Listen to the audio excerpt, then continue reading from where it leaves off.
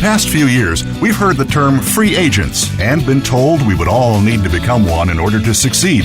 The recent economic structures have helped to promote this concept as reality.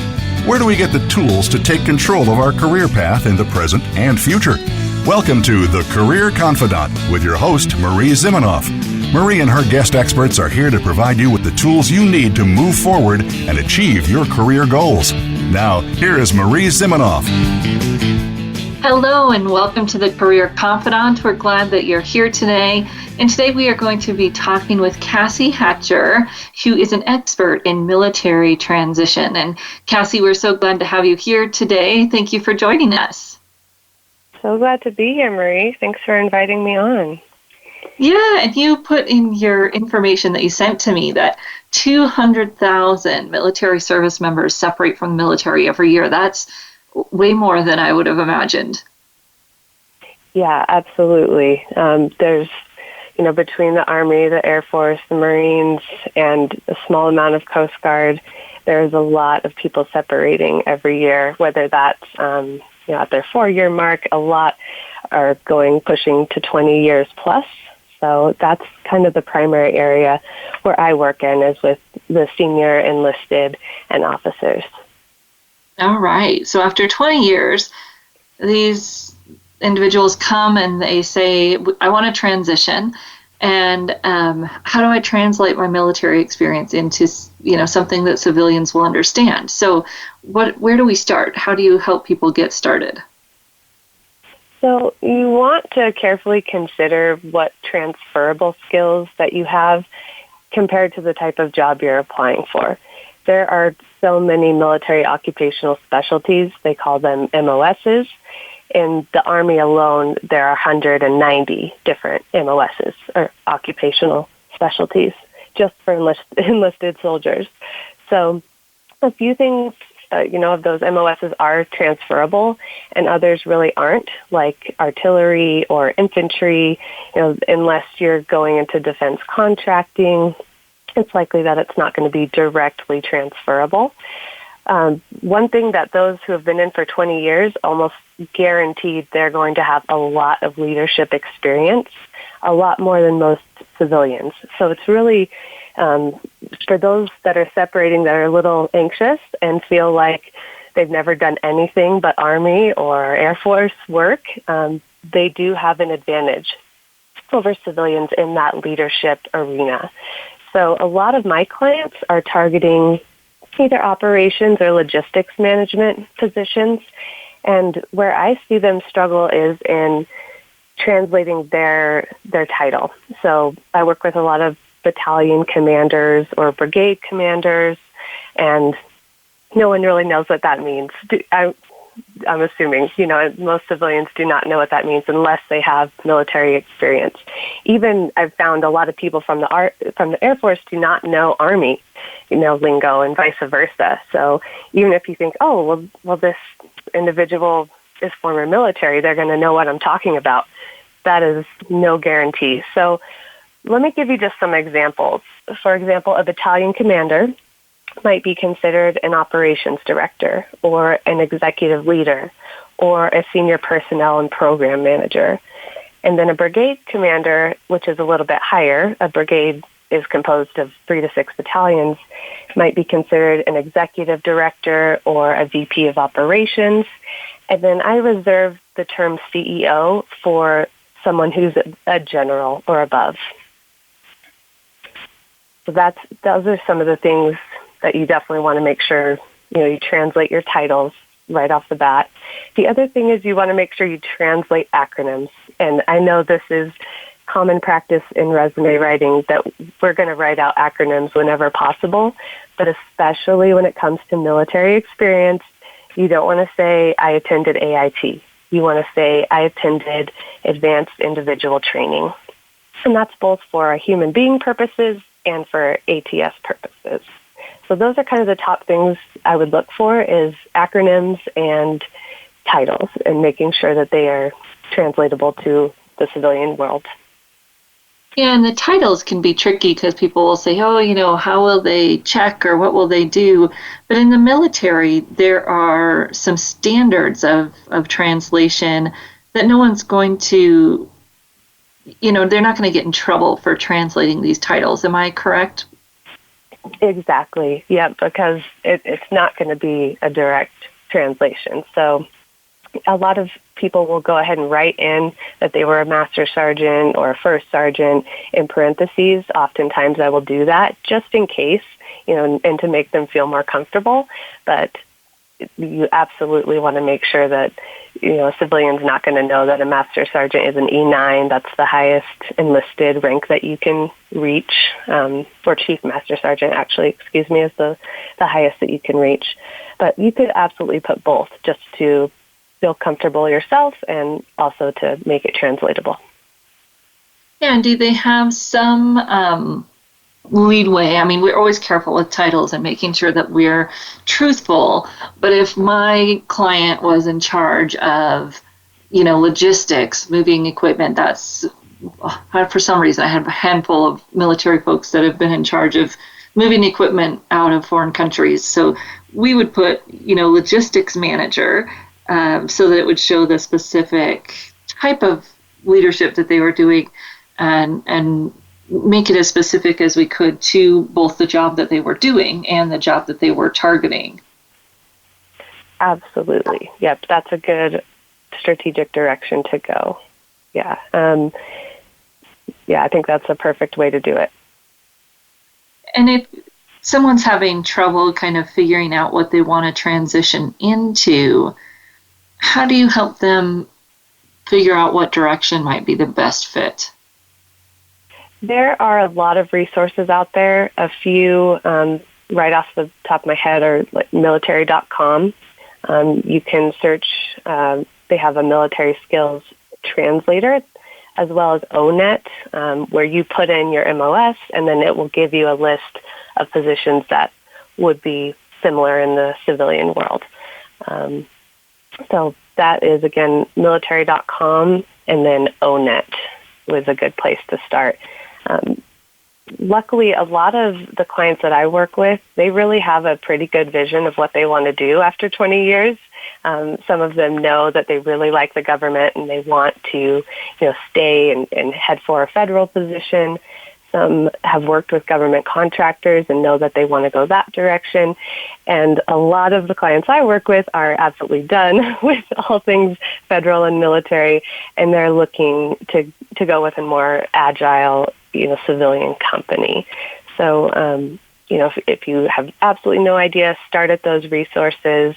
And then, again, a lot of the clients that I work with after 20 years, they have a pretty good idea of what they want to do.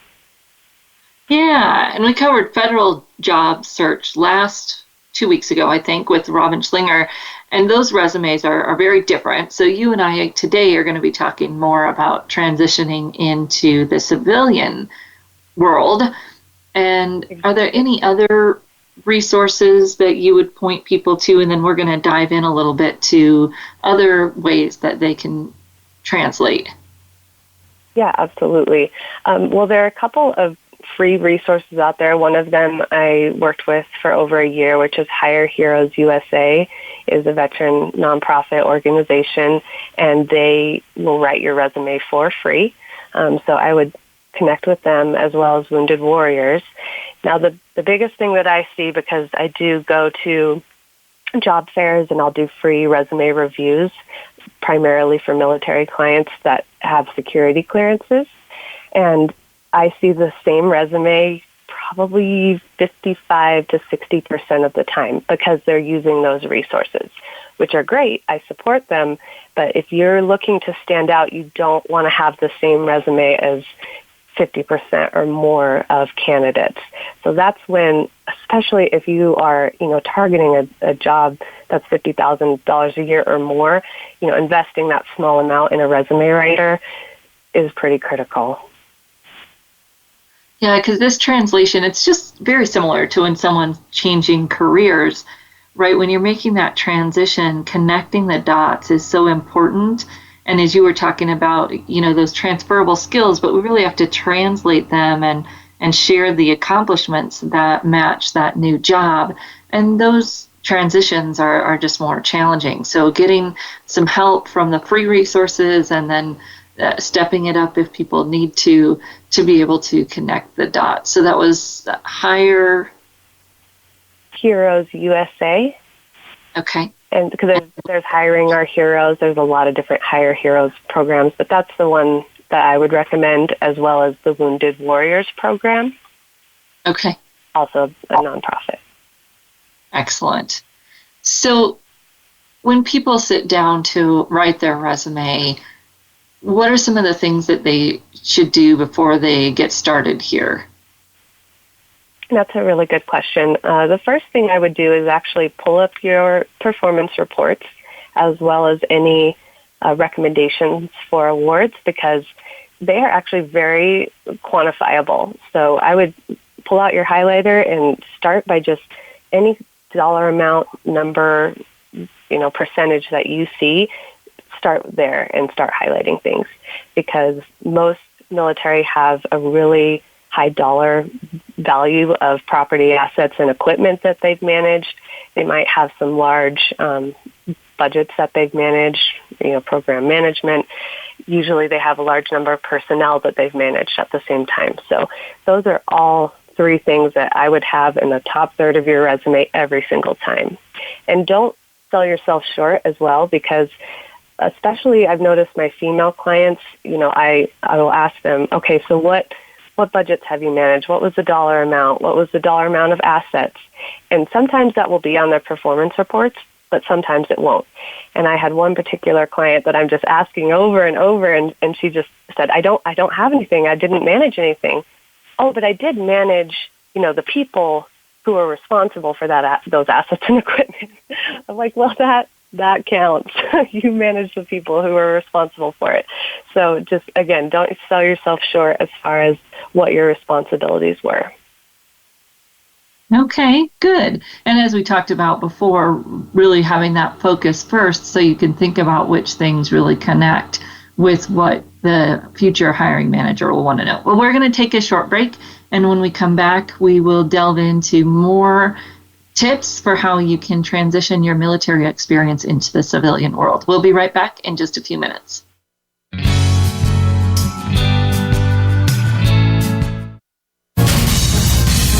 Voice America Business Network, the bottom line in business.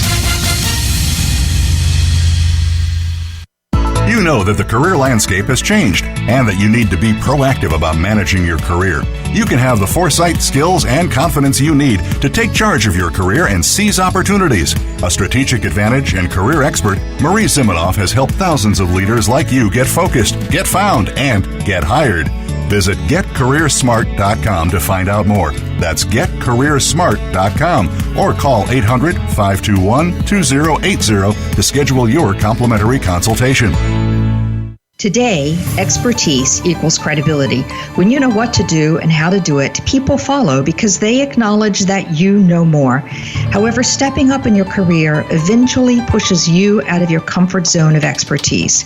How you lead at those moments requires new skills. We're here to show you how to survive and thrive. Join me, Wanda Wallace, on Out of the Comfort Zone at Voice America Business Channel. You can find more information at leadershipforuminc.com. You hear about it all the time. Compromises, destructive malware, major breaches. You can't turn on the news without hearing about the latest cyber event. Learn more about cybersecurity, how it has become one of the most significant threats to our national security, and the battle experts undergo every day on your behalf to protect you, your families, and your data. Task Force 7 Radio with host George Reedus is the voice of cybersecurity around the world. Tune in live every Monday at 8 p.m. Eastern Time, 5 p.m. Pacific on the Voice America Business Channel. From the boardroom to you, Voice America Business Network.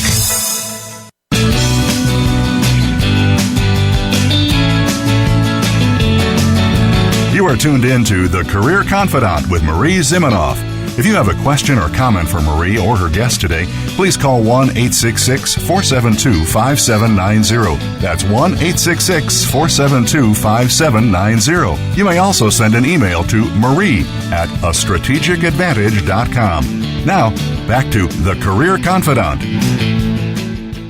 Welcome back to the Career Confidante, and today we are talking with Cassie Hatcher about transitioning from military into civilian. So, Cassie, we've been talking a little bit about some resources and getting started, and maybe some ways to figure out your focus and then get started on that resume. But people might be wondering, am I prepared? Do I have skills that can transfer into a civilian job? So, what would you say to them? So there are some programs out there. You're required to go through a transition program that each branch of the service has their own different transition program. So they do try to help you with those transition classes, but unfortunately they aren't updated very regularly. And even before the pandemic hit, I had a lot of negative feedback from clients who had gone through the program and still felt really lost. And now that classes are being held almost exclusively online, it's become even worse because there's not an actual human being to connect with, to assist with their resume. So that's where I have a lot of people reaching out to me feeling a little bit overwhelmed, unsure of kind of the next steps. So there are a lot of resources out there. Transition class is a start, but that's all it is. It's a start. I would definitely pursue other organizations as well as other individuals. Obviously, I'm a huge proponent of hiring a professional resume writer. I just feel like it's invaluable, and it really takes the time off of your transitional leave, and it makes it a lot smoother of a process. So using those nonprofit veteran service organizations and also using LinkedIn a lot. There are some great groups out there. There are veteran transition groups. One off the top of my head, I just can't think of Veteran Mentors Network on LinkedIn. That's a great one where you can start to build your network, start to ask the questions that your burning questions and find out, what other people's experiences have been, especially recently. And then, just working on that network. And it's never too early to start doing that. You can absolutely, start building your resume, your LinkedIn profile. I've had clients up to 2 years out that are that anxious that they really want to just have those documents ready, have their network ready so that when the time comes, they have a nice, smooth transition. Does that answer your question? Yeah, so there's services available. And of course, thinking ahead is always nice.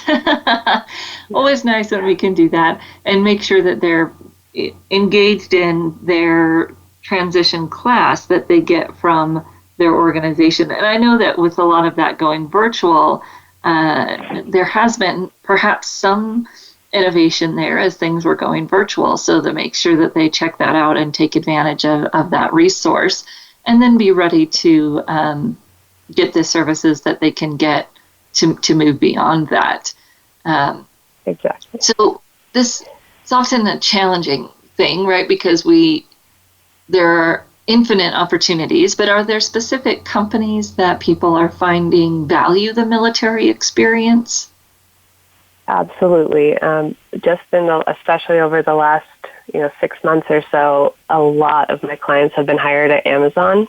They highly value that military leadership experience. Typically, they're hiring for operations and area manager positions. And I just recently got an email from a lieutenant colonel that said that he saw an operations manager position. 24 hours later, they had scheduled a phone interview, and it's a very fast, within a week, he had been hired. So because Amazon's obviously growing so fast, the fastest growing company in the world right now, they are a big hirer. The other ones, Verizon's a big one. They're the number one military-friendly company 3 years in a row. Booz Allen Hamilton, Dell, Leidos, Deloitte. There's quite a few, and I would recommend going to military.com/veterans-employers, and they have a big list of military-friendly employers. Oh, can you say that one again? It is military.com/veteran-employers. Okay, veteran with no S, just veteran dash of employers. Yep, veteran, no S, employers, S.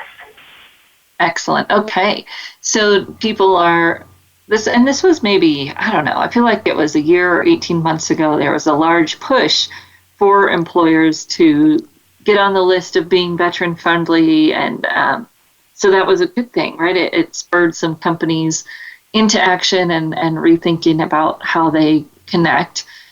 For me, and maybe this is erroneous thinking, so help me out here.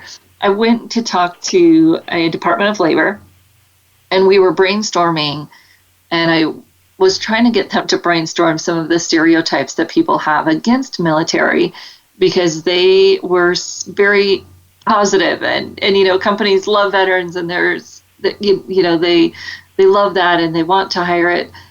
And yet we know that there are also some negative stereotypes too. How do you help your clients avoid playing into those negative stereotypes? That is a really good question, and I think it has a lot to do with how you express yourself. I'm very careful to use the words like terrorism or terrorist or weapons or munitions. For example, I had a client just the other day who sent me his resume, and it was 10 KIAs on an AFRICOM mission, and KIAs is that they killed someone essentially on that mission. And civilians, that's not something that they're going to understand. That's not something translatable. So you want to kind of beware of using terminology like that: terrorism, weapons, KIAs, things like that. And just make sure to focus on, instead of saying 10 KIAs on an AFRICOM mission, you can say you protected local citizens and U.S. personnel while conducting U.S. military operations across Africa, and that you helped establish stability. So focus on the positive, and that's again a common thing in resume writing. We're not going to focus on the negative. So same with military service members. You want to make sure to tweak that just a little bit to focus on the positive.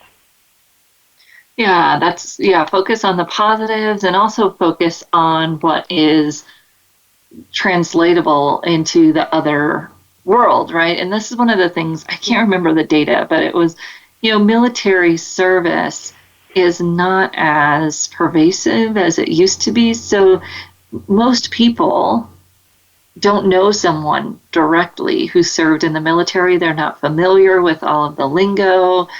And even if they, had a cousin or a, aunt or uncle, people don't know the lingo. And so as you were saying earlier, we have to be careful with those, with using acronyms, and even in the awards, I'll tell people, what was that award for? Because listing that you got, some kind of star really doesn't mean that much to someone in the civilian world. Mm-hmm. Yeah, that's a very good point. And I just think it's almost impossible to express that on a resume.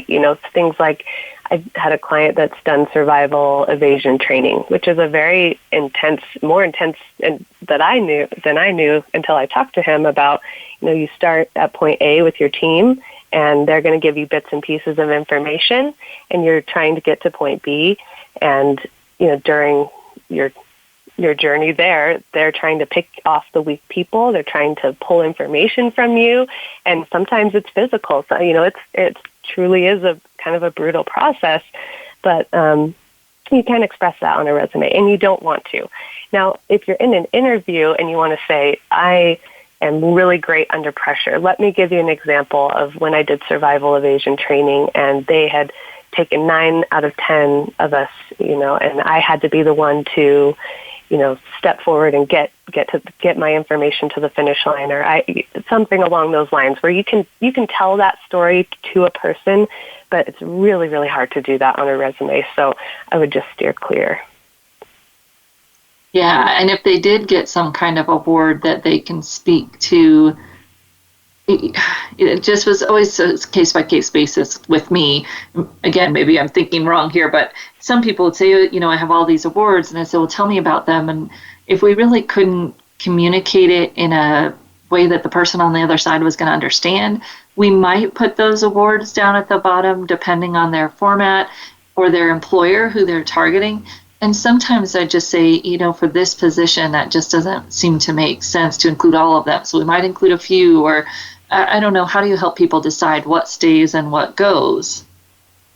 That's a good question, and it is situational. I lean towards including those major awards. If someone has a Purple Heart or a Bronze Star, that at least it triggers something in someone's mind that's a big deal. But it's always with any of those awards, the Legion of Merit, those are kind of the big ones. There's going to be a recommendation write-up that expresses why you received that award. And if you're not able to take a piece of that information and put it into, receive the Bronze Star Award for, excellent operational capacities across, maintaining a $6.5 million budget or accounting for, 19,000 pieces of critical equipment with zero losses. If you can talk about that and attach that to one of your awards, then that's really the ideal way to do it. Yeah. Including them is good, and being clear about more there is even better, it sounds like. Exactly. Is there anything else that people should leave out when they're writing their resume or answering questions in an interview? I would just be careful when someone says, so what did you do in the military? And if you say, I was in air and missile defense, and you're going, let's say, for an operations manager position at Amazon, that's not translatable. So you could say something more like, I was a highly trained specialist working in a fast-paced, global operations. That way, they're hearing highly trained, works well under pressure, has global operational experience instead of just, I was in air and missile defense. So that's one point. Another is, for example, if you manage a team of soldiers, gathering information on terrorist documents to enable forces against the Islamic State. That's literally a line straight from a resume that I just did. You can say developed and managed global enterprise by collecting key information in order to protect U.S. interests. So again, just those translations are going to come throughout, both when you're writing a resume and in an interview, certainly. So just think about, what you're best at, what your unique selling point is, and who you served, and that will usually come out in a pretty strong bullet point or response in an interview. Well, that's so helpful, Cassie. So how can people get a hold of you, follow you if they want some more help? LinkedIn is the best place to connect with me, linkedin.com/Cassie Hatcher. I'm surprised I didn't mention this earlier, but I am the founder and board president of a nonprofit military service organization. It's called militarytociviliancareer.com. And we have a practical guide up there as well as a full academy to help people with. And whenever you go through that course, you will also get a free resume review with me. So those are the two best places to find me, LinkedIn and militarytociviliancareer.com. militarytociviliancareer.com. Thank you so much, Cassie. We are so glad that you came by and shared that information with us. And if you are listening in, you know that we'll say goodbye to Cassie, but we'll come back and share some more information in just a few minutes. So we'll be back in just a few minutes.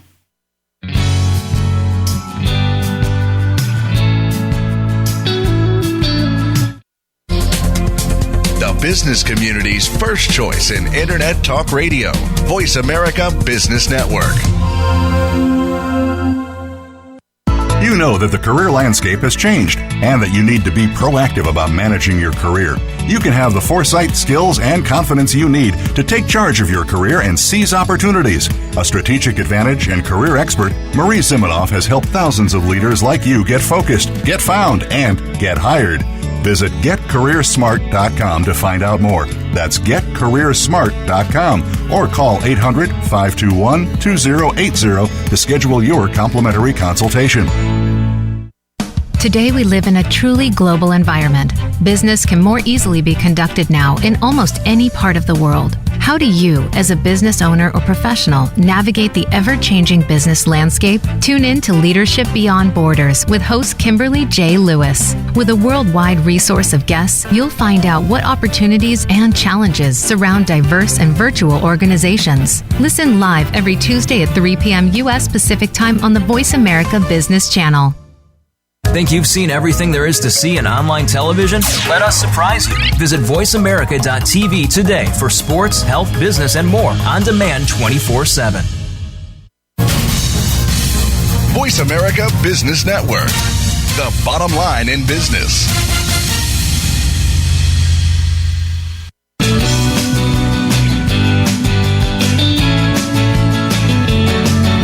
You are tuned in to The Career Confidante with Marie Zimenoff. If you have a question or comment for Marie or her guest today, please call 1-866-472-5790. That's 1-866-472-5790. You may also send an email to marie@astrategicadvantage.com. Now, back to The Career Confidante. Hello and welcome back to The Career Confidante. And today we were talking with Cassie Hatcher about translating military experience into another position. And this is a common challenge when people are transitioning any industry. So I'll often tell my resume writers after they do the project where they choose someone from the military to treat it like you would any other industry transition. We can tend to think, oh, they're military, so it's important, it's impressive to certain people, or people really value that. And even if that's true, it doesn't say, hey, I'm a great fit for your job, right? It says, hey, I'm military versus, hey, I can come in and work in your logistics company. So we want to be thoughtful about balancing the value and the importance of it with the fact that it just doesn't connect to the person who is reading the resume or listening to the story as an interview.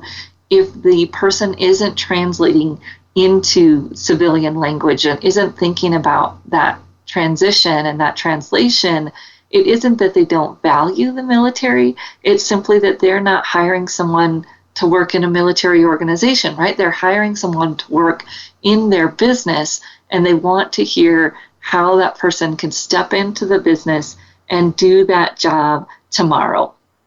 And if they can't talk that language, if they seem like all they've ever done is military, which may be true, it's harder to see how they can fit into our company, our role. So it's not about value or lack of value.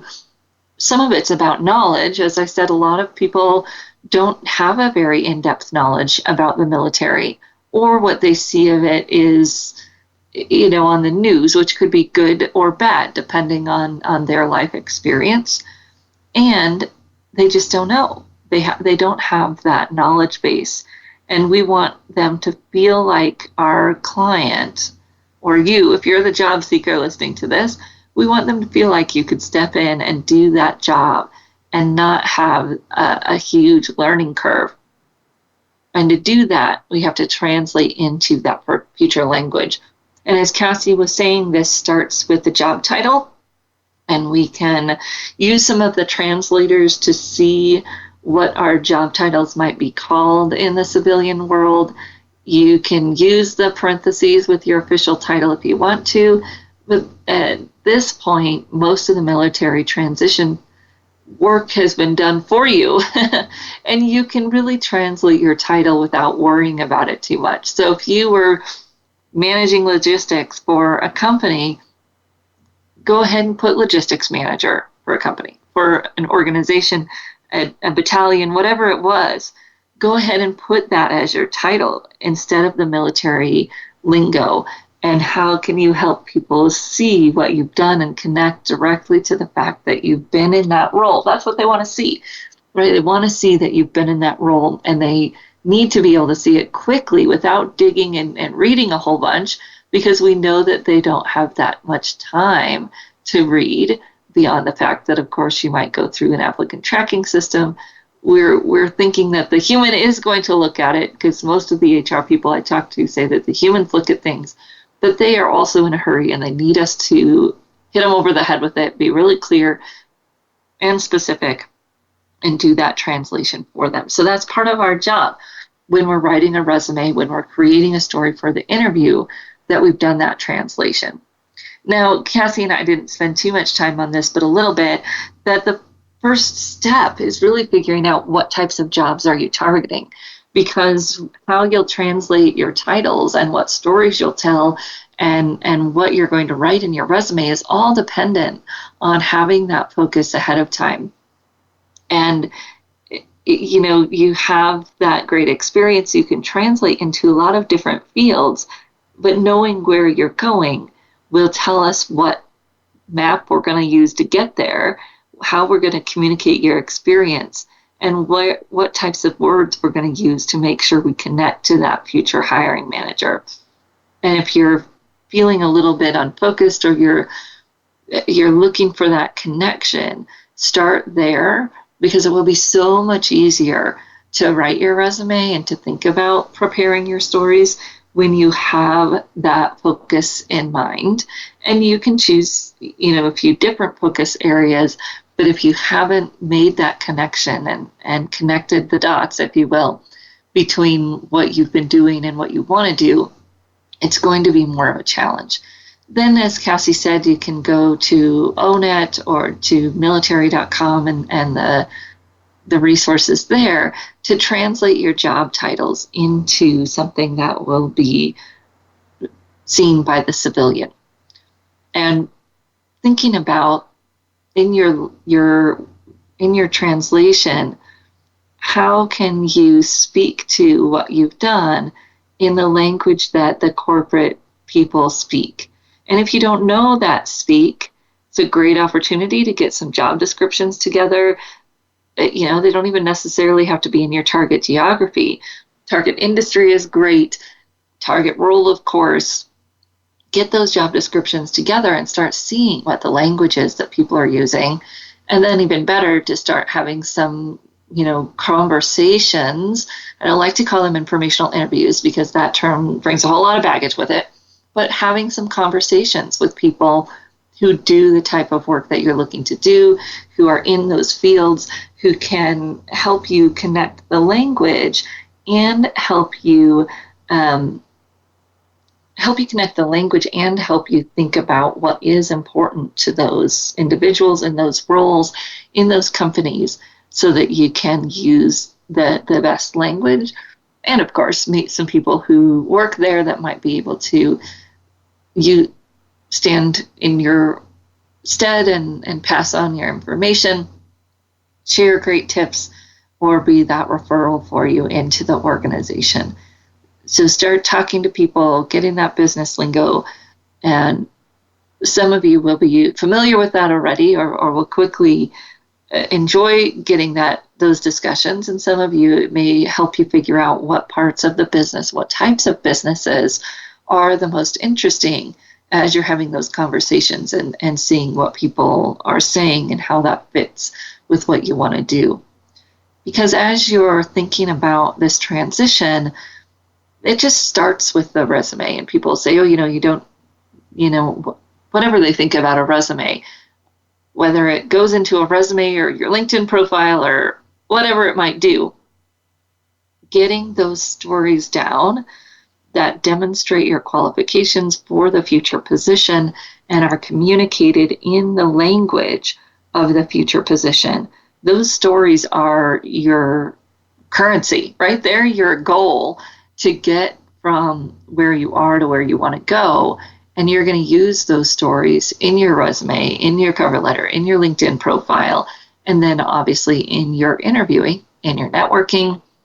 So you want to have those stories really down and translated so that you've got the military lingo out of it. You've got the interesting factoids that people can grab onto right away.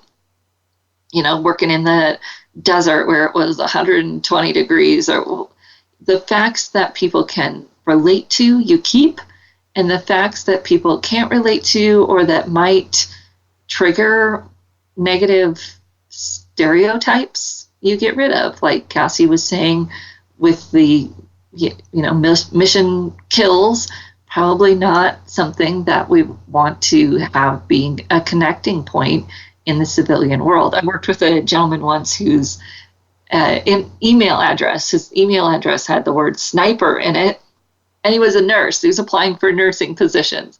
Probably not the right philosophy culture fit for the organizations that he would be connecting with.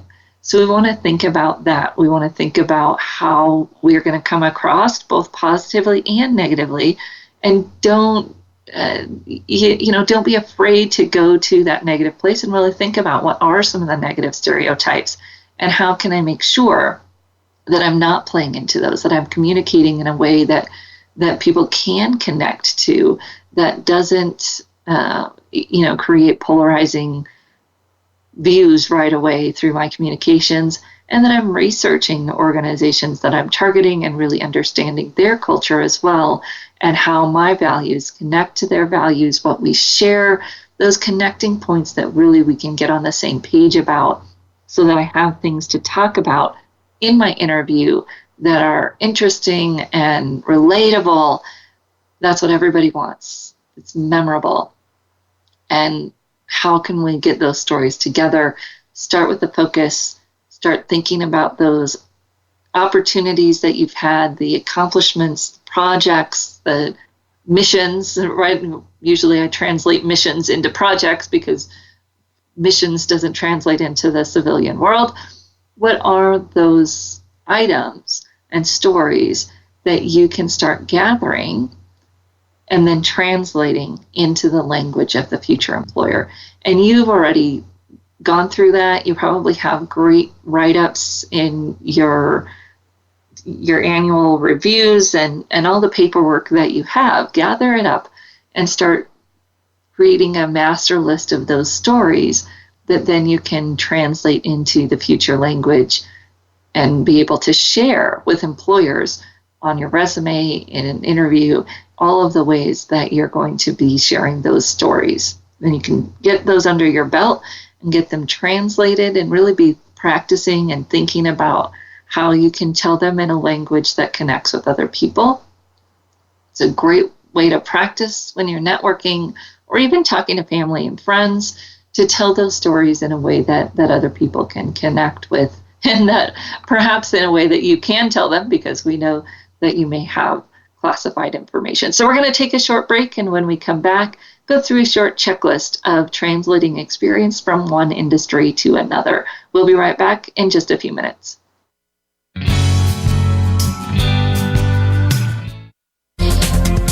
The business community's first choice in Internet Talk Radio. Voice America Business Network. You know that the career landscape has changed and that you need to be proactive about managing your career. You can have the foresight, skills, and confidence you need to take charge of your career and seize opportunities. A strategic advantage and career expert, Marie Zimenoff has helped thousands of leaders like you get focused, get found, and get hired. Visit getcareersmart.com to find out more. That's getcareersmart.com, or call 800-521-2080 to schedule your complimentary consultation. We hear it and read about it every day in the news. America is heading over a fiscal cliff. Home prices are still receding and unemployment growing. How can you preserve and increase your wealth in this kind of economy? Tune in to Turning Hard Times into Good Times with host Jay Taylor. Jay will explain the decline of our monetary system and the economy, and will give you winning investment ideas and the tools to protect and increase your wealth. Turning Hard Times into Good Times with Jay Taylor can be heard Tuesdays at 3 p.m. Eastern Time, 12 noon Pacific Time on the Voice America Business Channel. When it comes to business, you'll find the experts here. Voice America Business Network.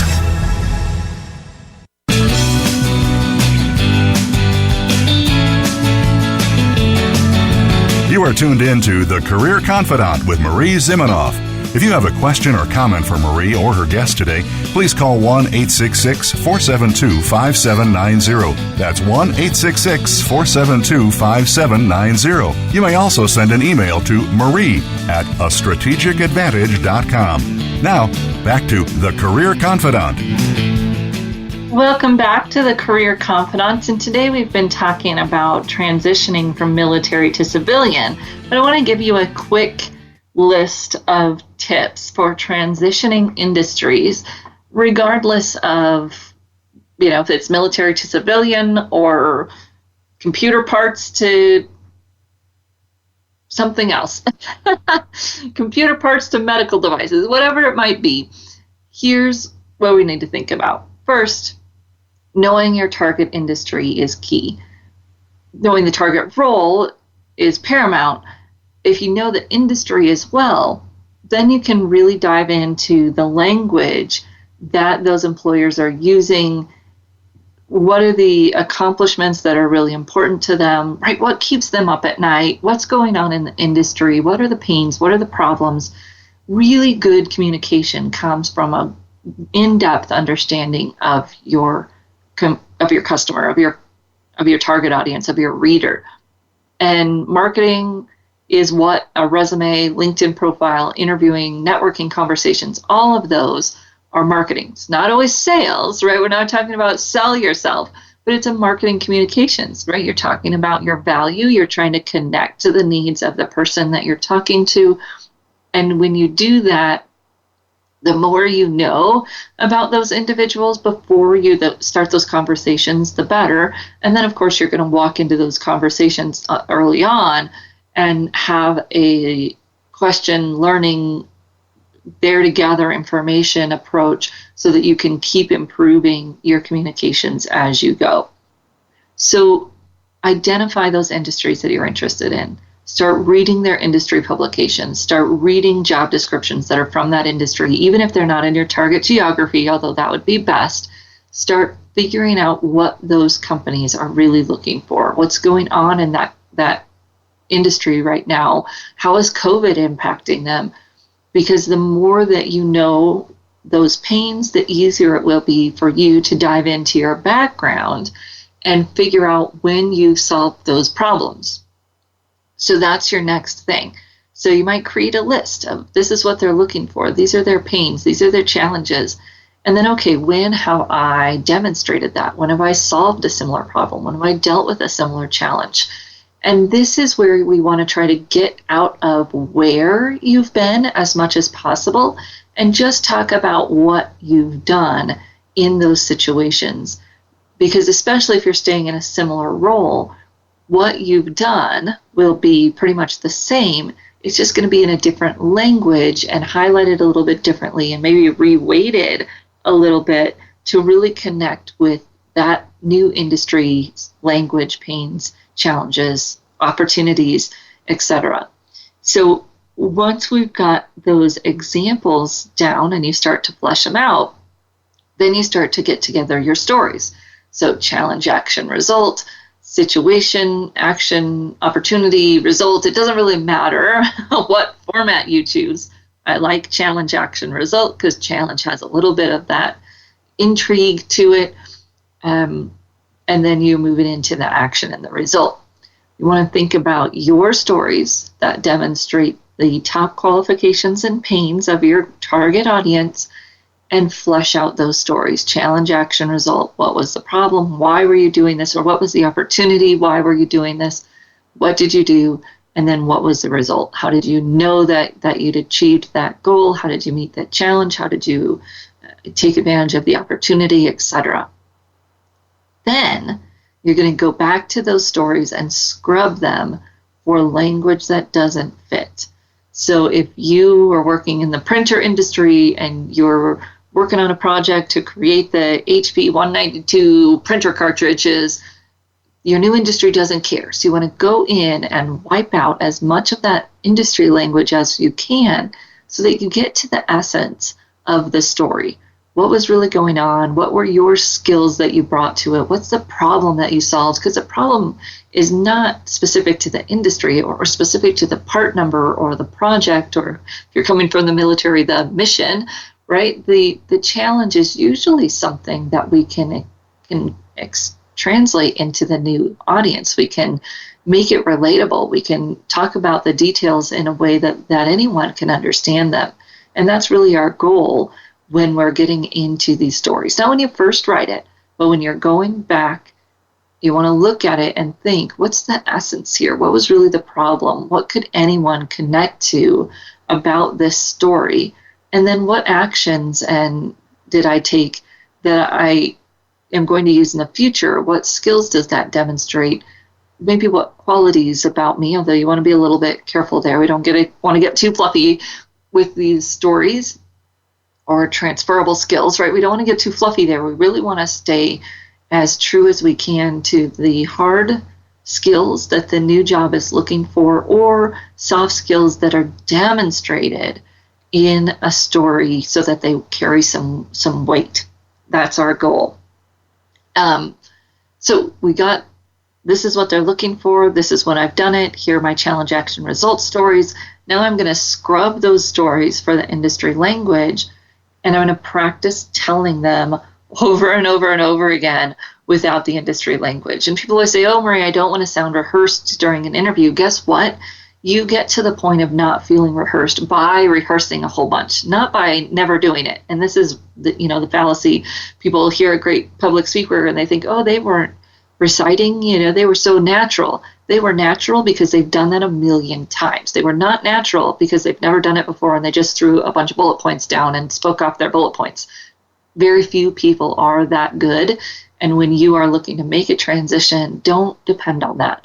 Practice those stories. You're going to use them in the resume, your LinkedIn profile, your interview, your networking. So get very familiar with them. Get familiar with the new language. Get familiar with leaving out the language that you're used to, which is going to take some time and some practice to not keep that lingo in that you're used to. And then you want to think about, am I raising red flags? And if so, how might I not do that? Thinking about those negative perceptions and making sure you're not playing into them. So sometimes with military, it might be, oh, they can't think for themselves, or they're, too rigid. They can't adapt, which we know is false, right? They're out in the middle of nowhere and they have to adapt. So think about stories that maybe even bust those stereotypes, but definitely be sure that we're thinking about them enough to not play into them in our communications manner, in the way that we connect and respond and engage. And everybody has biases and stereotypes against everyone else. So it's important for us to think about what those might be and to be mindful of how we engage with folks to not bring those up. And of course, if people aren't going to value who we are and what we bring, they're not going to value it. So it's being aware and not playing into it, but then obviously valuing what we bring and communicating it in a language that connects with them. Good communication means that we are considering and connecting to the other person in language that works for them, not because we're giving up who we are, but because we realize that good communication starts by considering the other person, what their style is, or what their background is, and doing what we can to tell relatable, engaging stories that then help them see our qualifications because it's in a language that they understand. And that's our challenge when we're changing industries, is to make those connections easy for people, to help them quickly relate to our stories so that they can see us working within their organization, succeeding in the types of projects that they're struggling with right now. That's our goal. So hope you'll join us again next week. We'll have another great show. And if you have any thoughts on guests or ideas, topics that we should cover, please feel free to reach out to me at Marie, M-A-R-I-E, at careerthoughtleaders.com. And we look forward to seeing you right back here again next week on the Career Confidante.